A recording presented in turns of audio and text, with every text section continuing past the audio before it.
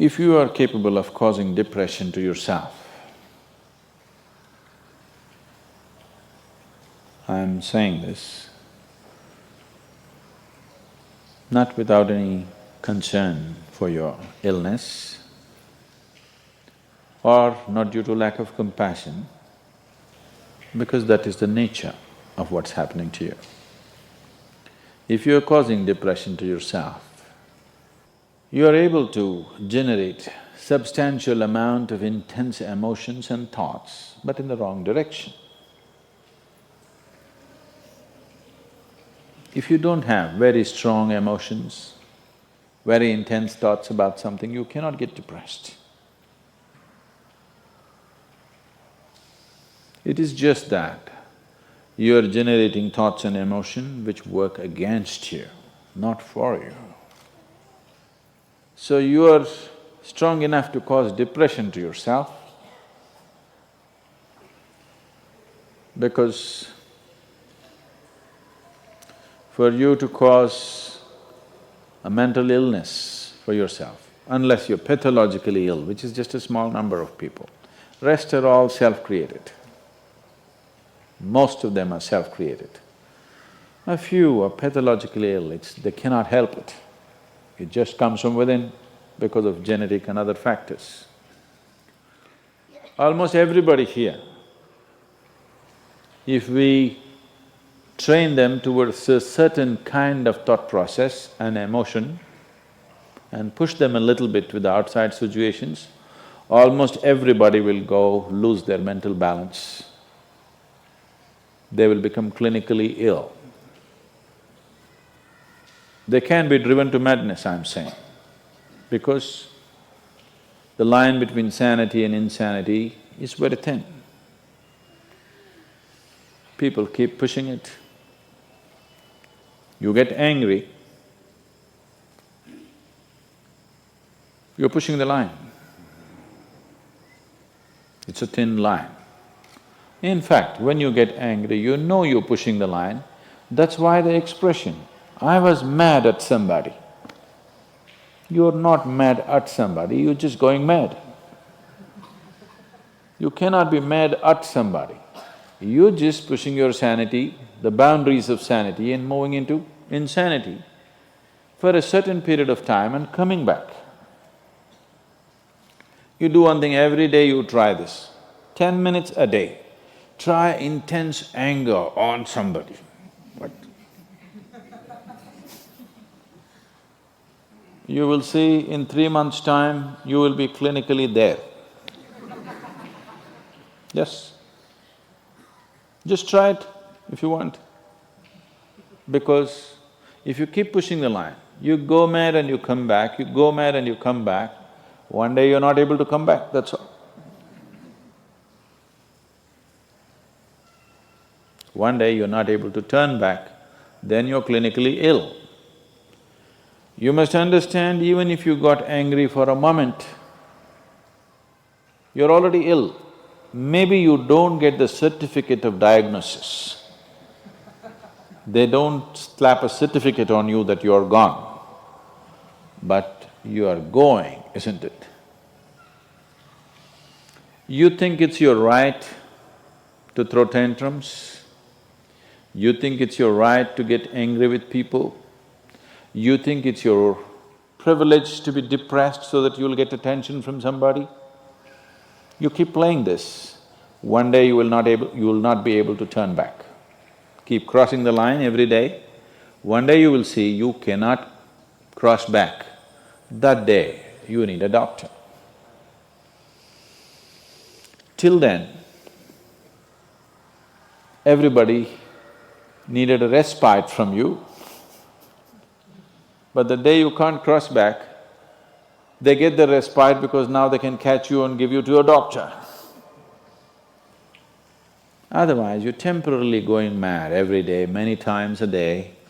They cannot even send you to an asylum, they have to bear with you, your family, your friends, your people around you. If you get at least truly clinically ill, we can hand you over. There's one temple in Tamil Nadu, where they chain you and keep you.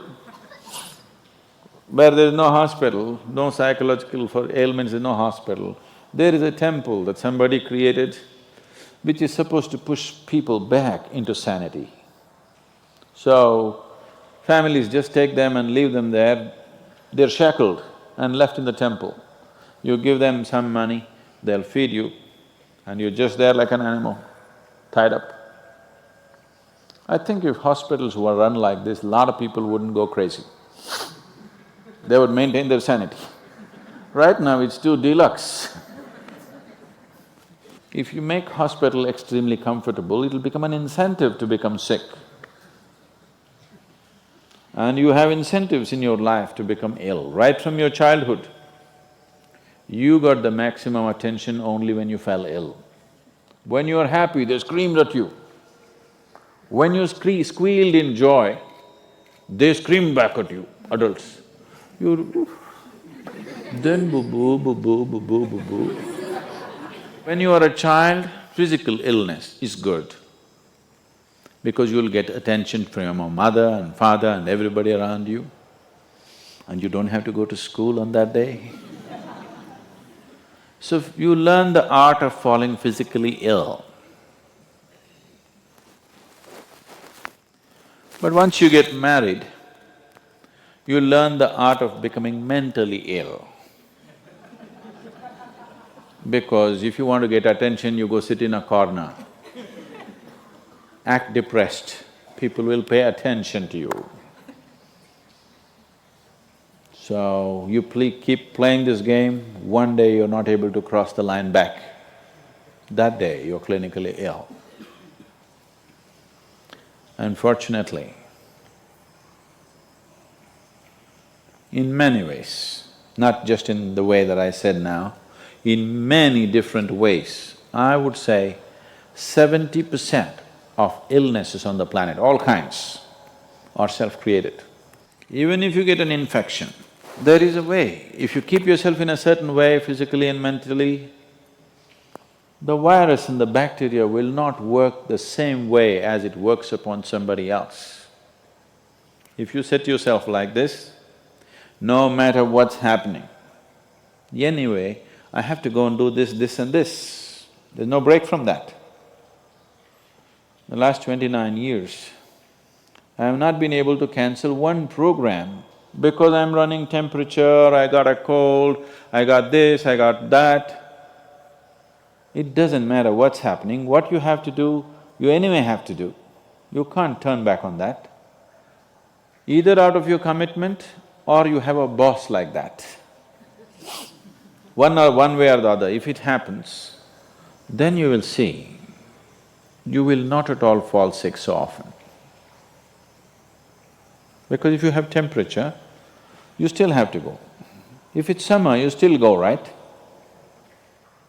Now, a lot of people don't go. It's a little hot outside, they don't go and work. Little cold outside, they don't go and work. A little raining, they won't go and work. A snowflake, they will not go and work. This is just weather.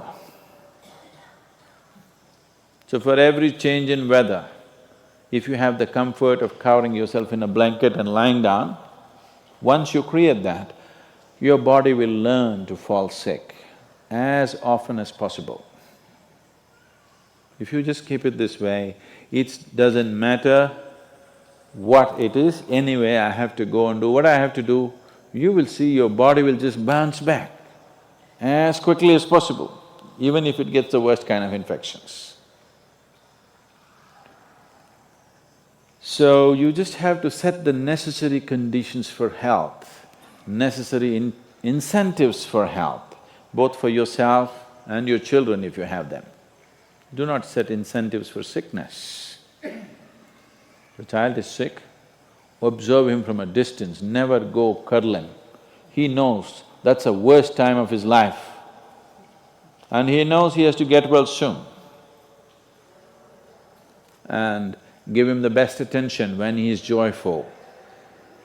You will see he naturally learns from within. His very chemistry will learn that it pays to be joyful, it doesn't pay to be sick. If you make this very clear to your own biology, to your own chemistry and to everybody around you, you will see people will not fall sick as often as they are right now. So set that up for yourself. You will see you will get healthy.